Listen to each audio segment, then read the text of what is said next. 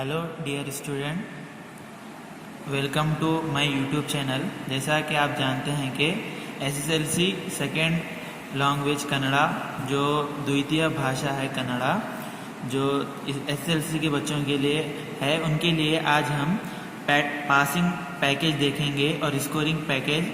और सबसे पहले हम देखेंगे कि उसका पैटर्न किस तरह से है, यानी पेपर किस तरह से आएगा और किस तरह से सेट होगा।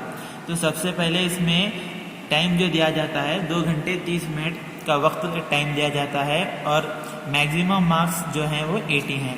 तो उसके अंदर ही आपको पासिंग पैकेज भी आप इजीली स्कोर कर सकते हैं।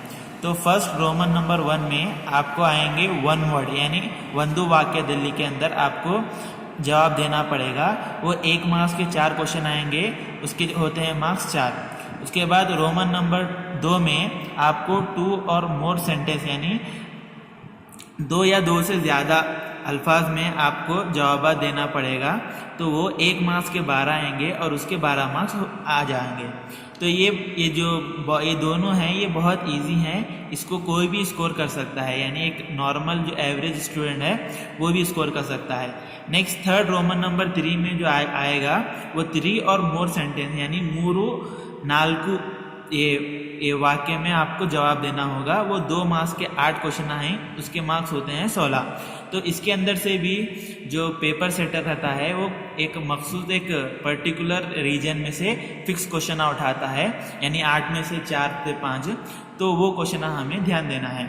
फिर नेक्स्ट जो फोर्थ आता है वो कवि परिचय है, यानी पोइट के बारे में आपको लिखना है। ये उसके बारे में टोटल लिखना है, वो एक ही लिखना है, इसमें आपको चॉइस नहीं दी जाती है। वो 3 मार्क्स के वास्ते उसके मार्क्स 3 होते हैं। तो ये रोमन नंबर 1, सेकेंड, थर्ड और फोर्थ में आपको चॉइस नहीं मिलेगी। तो यहाँ पर आपको एक भी चॉइस नहीं दी जाएगी, आपको जो है वो लिखना पड़ेगा। नेक्स्ट रोमन नंबर 5 में पद्य द सारांश लिखना है, यानी पोएम की आपको समरी लिखना है। तो वो भी 1 मार्क्स की 3 है, 1 मार्क्स की के वास्ते एक है पोयम, 3 मार्क्स के लिए पूछी जाती है, उसके 3 मार्क्स होते हैं। तो इसमें भी आपको चॉइस नहीं है, ये एक नई चीज़ ऐड हुई है। नेक्स्ट जो 6th वन है वो अलंकार है। ये सबसे ईजीएस्ट पार्ट है ये सेकेंड लैंग्वेज कन्नड़ा का। तो आपको एक सेंटेंस दिया जाता है, आपको उसके अंदर अलंकार बताना है, कौन सा शब्द किस तरह का अलंकार होता है। ये भी 3 मार्क्स के लिए पूछा जाता है। तो कवि परिचय, पद्य द सारांश और अलंकार ये फिक्स रीजन में से यानी एक पर्टिकुलर रीजन में से पूछे जाते हैं। तो ये आप इजीली स्कोर कर सकते हैं तीनों में। नेक्स्ट जो 7th वन आता है वो आते हैं गादे। गादे भी 3 मार्क्स के लिए पूछे जाता है, लेकिन गादे की एक अहम स्पेशलिटी क्या है कि इसके अंदर आपको चॉइस मिलेगा। तो आपको यहाँ पर अगर एक गादे अगर आपको नहीं आता तो आप दूसरे के बारे में लिख सकते हैं। तो इसमें आपको चॉइस मिलेगा। तो ये 3 मार्क्स के लिए पूछा जाता है, यानी 2 गादे दे जाते हैं आपको, उसमें से दोनों में से जो आपके वास्ते जो इजी है वो आप चॉइस करके दोनों में से एक लिखिए, उसके लिए आपको 3 मार्क्स मिलेंगे। उसके बाद रोमन नंबर 8 में संदर्भ आता है। संदर्भ आता है यानी मतन के जुमले या हवाले से जो बोलते हैं वो उस तरह का आता है। वो 3 मार्क्स के वास्ते एक क्वेश्चन है, टोटल 5 क्वेश्चन आते हैं, वैसे उसके 15 मार्क्स होते हैं। तो ये एरिया जो है बहुत बड़ा है, इसमें से भी कुछ पर्टिकुलर रीजन में से फिक्स क्वेश्चन पूछता है। इसमें से 1 या 2 भी लिख ले तो आप इजीली पास हो जाएंगे। नेक्स्ट रोमन नंबर 9 में आती है कि वो पोएम कंप्लीशन। तो ये पासिंग पैकेज के अंदर आता है और ये पोएम कंप्लीशन में आपको और एक एडवांटेज क्या है कि इसके अंदर भी आपको यहाँ पर चॉइस है पोएम कंप्लीशन। तो ये 4 मार्क्स के वास्ते दी जाती है। तो आपको 2 पोएम दी जाती है, 2 पोएम में स्टार्टिंग में एक लाइन दी जाती है, 3 लाइन ब्लैंक छोड़ देता है और लास्ट में एक सेंटेंस देता है जो कंप्लीट हो रहा है। तो आपको उसके अंदर भरना रहता है। तो 2 चॉइस दी जाते हैं, दोनों में से आपको एक कंप्लीट करना रहता है। तो ये 4 मार्क्स के लिए पूछा जाता है, इसके अंदर चॉइस अवेलेबल है। नेक्स्ट 10वें में जो क्वेश्चन आता है वो 8 to 10 वर्ड्स यानी 8 हत्तु वाक्य दिल्ली में आपको जवाब लिखना रहता है। मिनिमम 1 से 1.5 पैराग्राफ में लिखें तो आपको इसके फुल मार्क्स दिए जाते हैं।